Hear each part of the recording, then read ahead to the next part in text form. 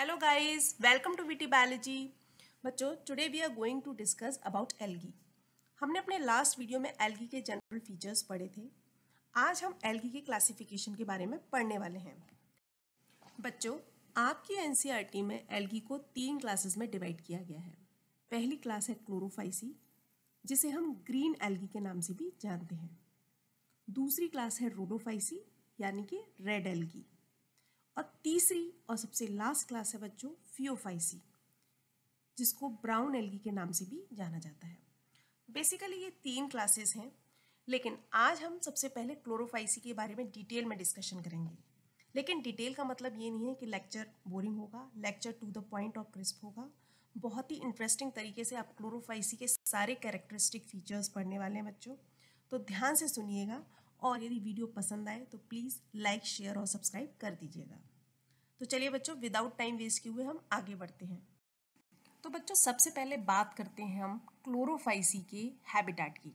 Habitat यानी कि वो जगह जहाँ पर ये एल्गी पाए जाते हैं. बच्चों, ये एल्गी या तो फ्रेश वाटर में पाए जाते हैं, या फिर ब्रैकिश वाटर में, या फिर मरीन वाटर में. ब्रैकिश वाटर कौन सा वाटर होता है? ब्रैकिश वाटर की सैलिनिटी फ्रेश वाटर और मरीन वाटर के बीच की होती है. क्लियर? लेकिन एक बात आप याद रखिएगा कि ज़्यादातर क्लोरोफाइसी के जो मेंबर्स हैं वो फ्रेश वाटर में पाए जाते हैं. तो we can say they are predominantly fresh water. Clear?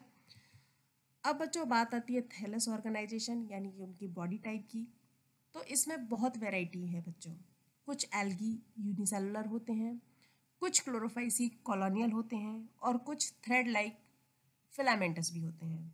Example है बच्चों, देखिए सबसे पहले यूनिसेलुलर की बात करते हैं, क्लैमाइडोमोनास. कॉलोनियल एल्गा का एग्जाम्पल है बच्चों वॉलवॉक्स, और फिलामेंटस का एग्जाम्पल है स्पायरोगेरा. ये सब हमने डिटेल में पढ़े थे जब हमने एल्गी के जनरल कैरेक्टरिस्टिक्स पढ़े थे. तो आई हाईली रिकमेंड यू कि आप वो एक बार वीडियो देख लें, ताकि आपके ये सारे कॉन्सेप्ट्स क्लियर हो जाए. नेक्स्ट है बच्चों सेल वॉल. चूँकि एल्गी प्लांट किंगडम को बिलोंग करते हैं तो डेफिनेटली उनमें सेलुलोज तो प्रेजेंट होगा.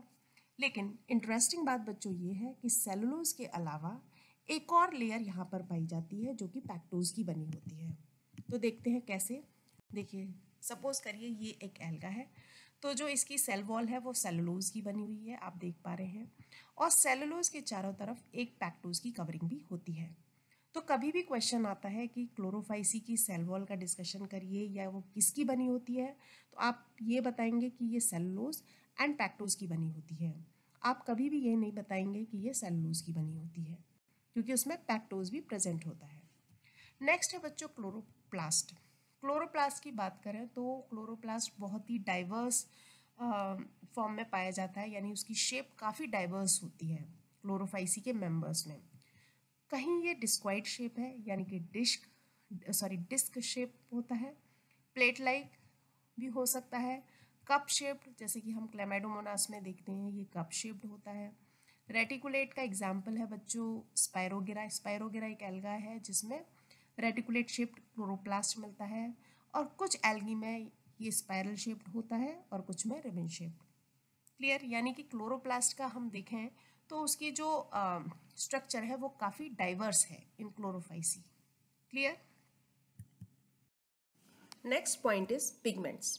ये बहुत ही इंपॉर्टेंट टॉपिक है बच्चों, क्योंकि पिगमेंट्स ही वो आधार हैं जिनके बेसिस पर हमने एल्गी को 3 अलग अलग क्लासेस में क्लासीफाई किया है. आपको याद होगा वीडियो के शुरुआत में मैंने आपको बताया था कि एल्गी को 3 मेन क्लासेस में डिवाइड किया गया है. और वो 3 मेन क्लासेस क्या क्या है?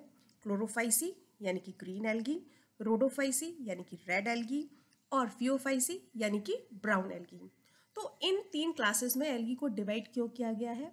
क्योंकि इनमें जो पिगमेंट प्रेजेंट होते हैं, जो डोमिनेंट पिगमेंट्स प्रेजेंट होते हैं, वो तीनों क्लासेस में अलग अलग हैं. अब चूँकि बात कर रहे हैं हम क्लोरोफाइसी की, तो हम पिगमेंट डिस्कस करेंगे जो कि क्लोरोफाइसी ग्रुप के मेंबर्स में मिलते हैं. तो बच्चों, क्लोरोफाइसी ग्रुप के जो मेंबर्स होते हैं उनके पास पिगमेंट्स होते हैं क्लोरोफिल ए और बी. इसके अलावा कैरोटिन और जैंथोफिल भी मिलते हैं. लेकिन डोमिनेंट पिगमेंट की बात करें तो क्लोरोफिल ए और बी वो पिगमेंट हैं जो इन मेंबर्स में, या हम कहेंगे जो इन एल्गी में काफ़ी डोमिनेंटली पाए जाते हैं. और इन्हीं पिगमेंट की वजह से इन एल्गी का कलर ग्रीन होता है, इसीलिए हम क्लोरोफाइसी ग्रुप के मेंबर्स को ग्रीन एल्गी के नाम से भी जानते हैं। क्लियर बच्चों? नेक्स्ट है बच्चों रिजर्व फूड। रिजर्व फूड की बात करें तो क्लोरोफाइसी जो एल्गी होते हैं बच्चों, उनमें ऑयल के फॉर्म में फूड रिजर्व होता है। इसके अलावा जो स्टोरेज बॉडीज़ हैं वो पायरेनोइड्स हैं। पायरेनोइड्स क्या हैं? देखिए बच्चों, पायरेनोइड्स इस तरह की स्ट्रक्चर होती है जिसमें एक प्रोटीन का कोर है ना, और उसके चारों तरफ एक स्टार्च की शीट है। आपकी एनसीईआरटी पायरेनोइड की डेफिनेशन हमें बताती है प्रोटीन बिसाइड्स स्टार्च। तो आपको याद रखना है कि प्रोटीन बीच में है यानी कि कोर है और स्टार्च की आउटर लेयर है। आप इसको पी, क्योंकि पायरेनोइड पी से स्टार्ट हो रहा है और प्रोटीन भी पी से स्टार्ट हो रहा है, तो आप याद कर सकते हैं कि प्रोटीन इनर साइड है और स्टार्च आउटर साइड है। ये बहुत इंपॉर्टेंट है, आप ध्यान से याद रखिएगा इसको। नेक्स्ट है बच्चों मोटिलिटी। क्लोरोफाइसी ग्रुप के मेंबर्स मोटाइल होते हैं क्योंकि इनमें फ्लैजिला प्रेजेंट होता है। अब बात करते हैं कि फ्लैजिला का अरेंजमेंट कैसा है और वो कैसे हैं। तो फ्लैजिला जो होता है बच्चों, वो आइसोकोन टाइप के फ्लैजिला मिलते हैं। आइसो वर्ड से आप पता कर पा रहे होंगे कि आइसो मीन्स सिमिलर। तो जो दो फ्लैजिला होंगे वो similar in size and shape होंगे, जैसे कि आप इस फिगर में देख पा रहे होंगे कि दोनों ही फ्लैजिला सेम और साइज और सेम शेप के हैं। दूसरा, इनके अरेंजमेंट की बात करें तो वो एंटीरियरली लोकेटेड होते हैं। क्लियर बच्चों? चलिए नेक्स्ट पॉइंट इज रिप्रोडक्शन। तो बच्चों यहाँ पर हम थोड़ा ब्रीफ में ही डिस्कशन करेंगे रिप्रोडक्शन के बारे में, क्योंकि ऑलरेडी जो एल्गी पर वीडियो है उसमें मैंने इसके बारे में डिटेल में डिस्कशन किया था।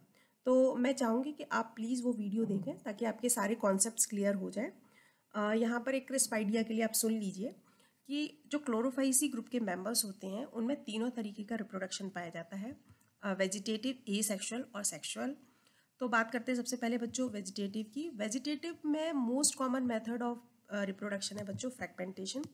फ्रैगमेंटेशन सपोज करिए ये एक एल्गा है, सपोज करिए स्पाइरोगेरा है, और किसी भी फिजिकल डैमेज की वजह से ये पीसेस में ब्रेक हो जाता है। तो each piece has a capability to give rise to new thallus.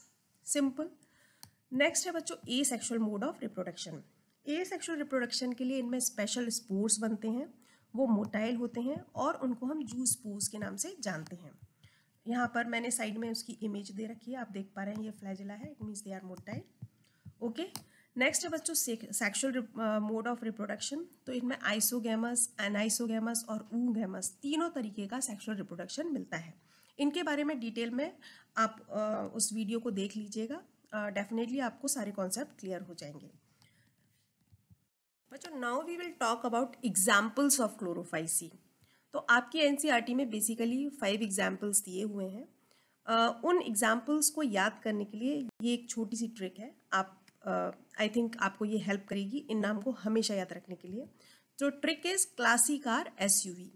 तो क्लास स्टैंड्स फॉर बच्चों Chlamydomonas, car stands for Chara, S stands for Spirogyra, U for Ulothrix and V for Volvox. Clear बच्चों? तो बच्चों it is all about the Chlorophyceae. I hope आपको video पसंद आई होगी। If you like the video please like, share and subscribe it. Next video के साथ मैं जल्दी ही आपके सामने हाजिर होंगी। तब तक के लिए eat healthy and be happy. Bye bye, take care.